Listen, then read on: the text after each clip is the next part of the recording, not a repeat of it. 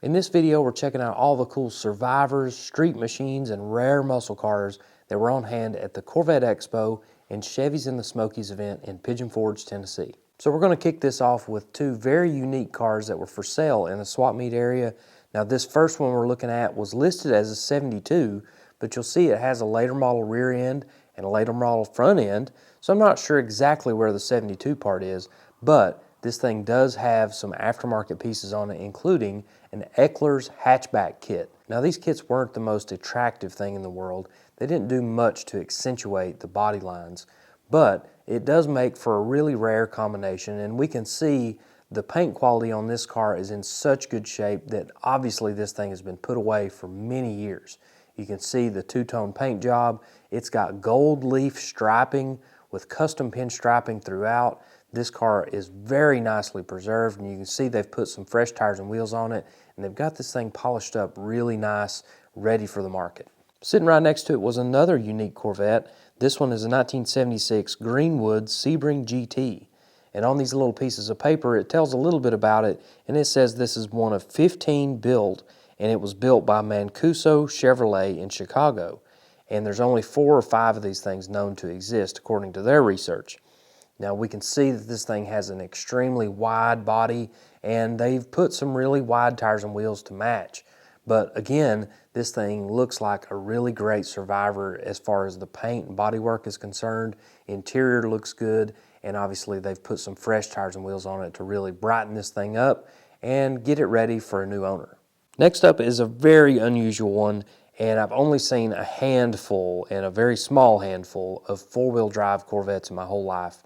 Now my dad built one in the 1990s. I was crazy about monster trucks, and that was basically his answer to it, was building an 82 Corvette into a big four-wheel drive mini monster truck. Anyways, this one brought back some of those memories, although this one is much more of a show car, and you can see that it has a really wild pearl paint job. The fenders are flared out huge, and they took basically the same approach that my dad did. They put it on a truck chassis. Now in this case it's a 77 GMC half-ton four-wheel drive chassis, 350 engine, you know, your basic engine transmission combination, 35-inch tires. You can see it's got some 90s style aluminum wheels on there. But this thing was really nicely done, but it's definitely an acquired taste. Not everybody loves a four-wheel drive Corvette. So as soon as you walk in the LeConte Center, you're met by this 1958 Corvette, and it is a full custom build. You can see this thing sits right on the ground. It's got some big billet wheels, great stance, and of course the bodywork and paint is immaculate. This thing has a killer engine combination in there, red leather interior, and it was a great way to welcome you into this amazing event. Up next is undoubtedly the rarest car on the property. This is a 1965 Chevelle 300. This car was specially ordered with a 396 425 horse big block. That's actually the Corvette-spec 396, and an M22 4-speed, which is even more unusual because this is essentially a prototype. In 1965, only a handful of these things got out to the public. Then, out back, this thing has a 12-bolt rear end with 488 gears and Positraction. So this thing is the ultimate hot rod combo. It's black with red interior. It's stripped down. It's the lightest thing you could get with the biggest engine you could get, and it is one of one, the only one of its kind. This 1968 Chevy 2, this is one of only 50 COPO 68 Chevy 2s that were built. Now the way I understand it, all 50 of those COPO Novas were ordered by Fred Gibb, and he would take them and do even more stuff to make them faster and cooler. And this one is actually a collaboration with Dick Harrell. So this one actually got a 427, and you can see this car is restored beautifully. It's got the dog dish caps and steel wheels, red line tires, but most of the time these COPO cars, they were built for drag racing. So in the case of these steel wheels and dog dish caps, those things would go in the dumpster immediately, get swapped out for Krager SS or some type of racing wheel. And we can see right here on this album that went with this car, you can see old pictures of it from the late 60s with a set of Krager SS wheels on it. and this thing is ready for the drag strip. So this is number 4 of 50 built, and we'll see that it has a Dick Harrell installed 427, turbo 400 transmission, a 12-bolt rear end with 410 gears, radio delete car. It's got a fiberglass Stinger hood, which is a little hard to see with the hood up, but this thing has a really cool look. No stripes, nothing crazy. This thing is stripped down, and it's all business. Here's another stripped down Chevrolet. This time it's a 66 Chevelle 300. Now the Chevelle trim models were pretty simple. They had the 300, which was your base plain Jane sedan. You had a 300 Deluxe, which was one step higher. And then of course you had the Malibu and the Super Sport and all the fancy stuff. But if you wanted a really cool sleeper, you would get this stripped down model, which you can see this is a 2-door sedan. Cameo beige is perfect for this sleeper because when you look under the hood, there is a big block Chevrolet, and you can see that custom air cleaner that goes to the cowl. That's a really cool piece. And this thing has a 427 with aluminum heads. It has a ZL1 camshaft in it, M22 rock crusher 4-speed, 12-bolt with the 373. I mean, this is a killer combination wrapped up in a very plain looking package. I love the steel wheels and dog dish caps, and they've done a little bit of work on the tires and the stance to get this thing sitting just right. This is a great looking car. So here's a car I showed you a couple years ago from the Corvette Expo, and I wanted to talk a little bit more about it because I learned a little bit more about it.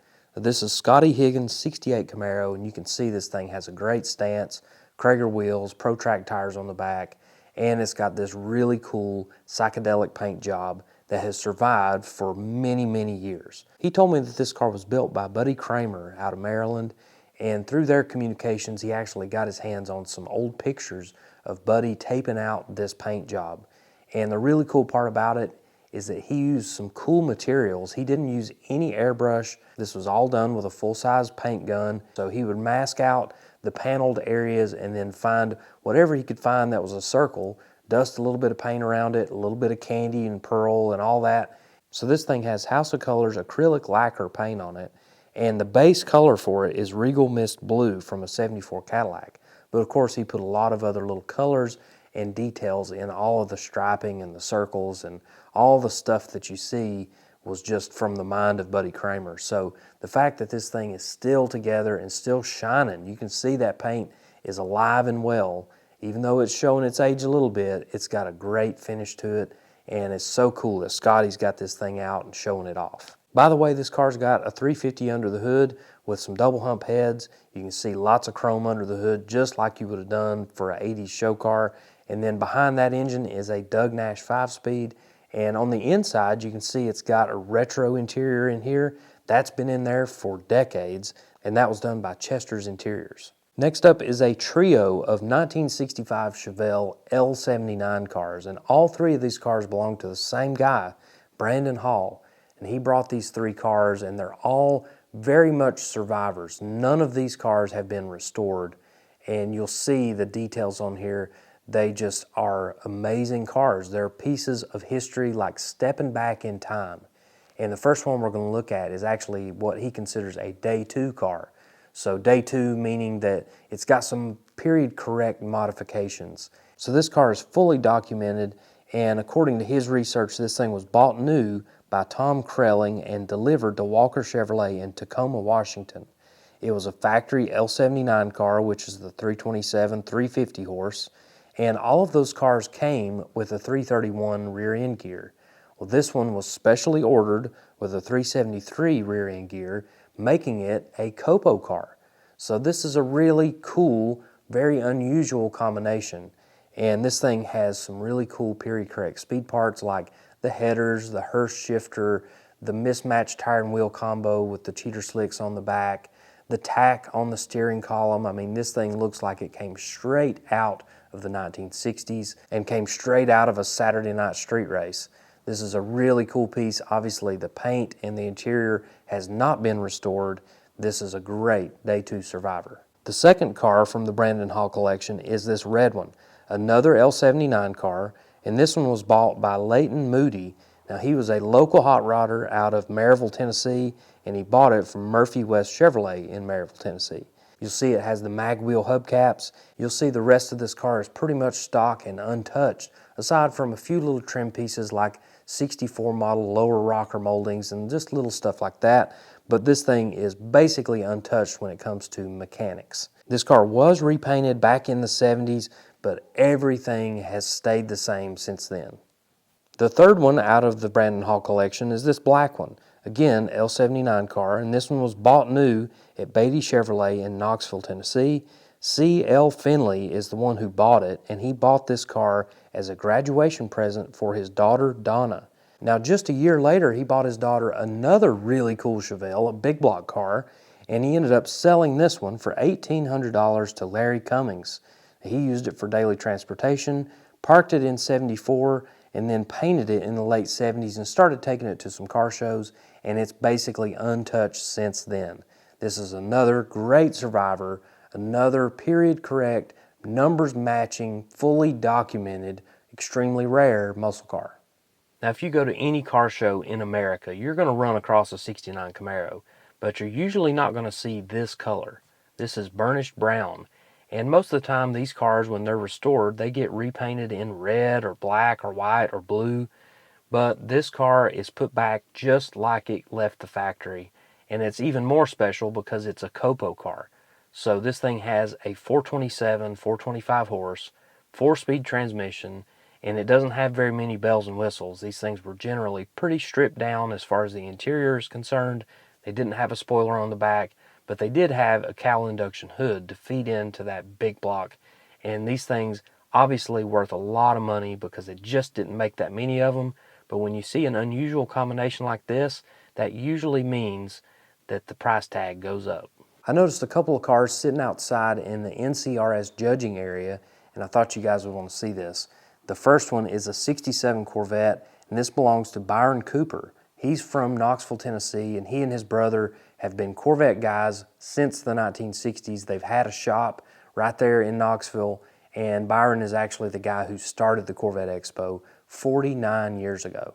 So really cool guy, and he's got a bunch of cool cars, including this one. This is another great survivor. You can see the paint's got some age on it, and there's definitely some vintage type modifications going on here. You can see the paint's got some age on it, and you can also see some vintage style modifications like the radiused wheel wells. Now, it doesn't have full-on fender flares, but you can see the wheel wells have been rounded, and it's got some American Racing wheels on there, redline radial tires, and of course, under the hood, 427, 435 horse, tri-power. You can see on the front, they've pulled the front bumpers off of it, a very normal custom touch that people did back in the day. This thing's got all kinds of cool, and he was being judged in the NCRS Open class. Another cool car in the NCRS area is this '69 Stingray. You can see it's got Hugger orange paint. It's got these cool black stripes, and you can see some of the paint starting to lift a little bit on those stripes. This thing obviously has some age, and it has some great originality.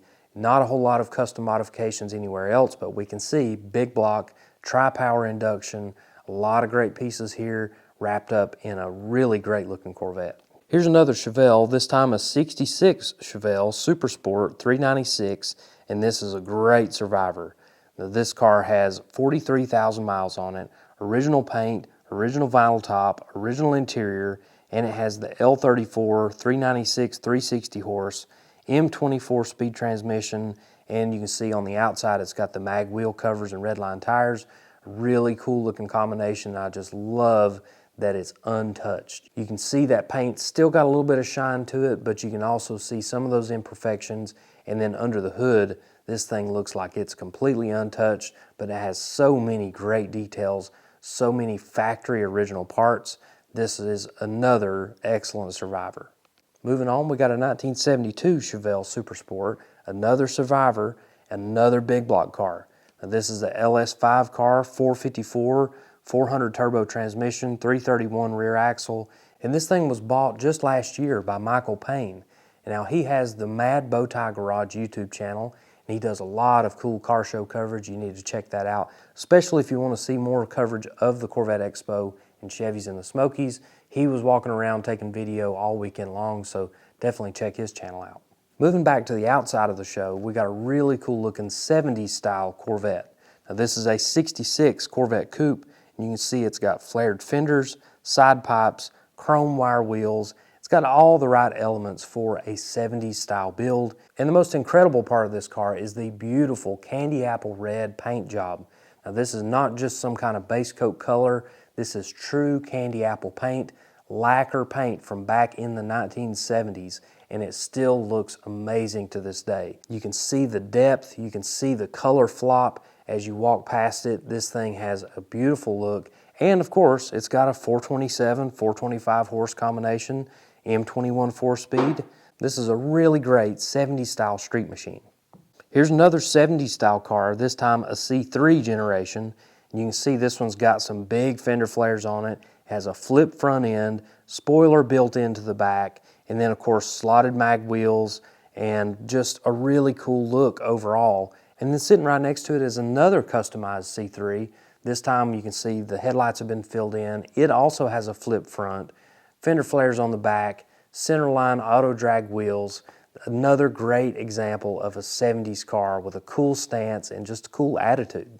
Next up is a Pro Street car, which you don't see a whole lot of Pro Street cars at the Corvette Expo, and there's probably a good reason for that. Most people don't like to completely cut up a Corvette, but this one obviously has been whittled on a little bit. This is an 80 to 82 model Corvette. You can see giant rear tires up under the back.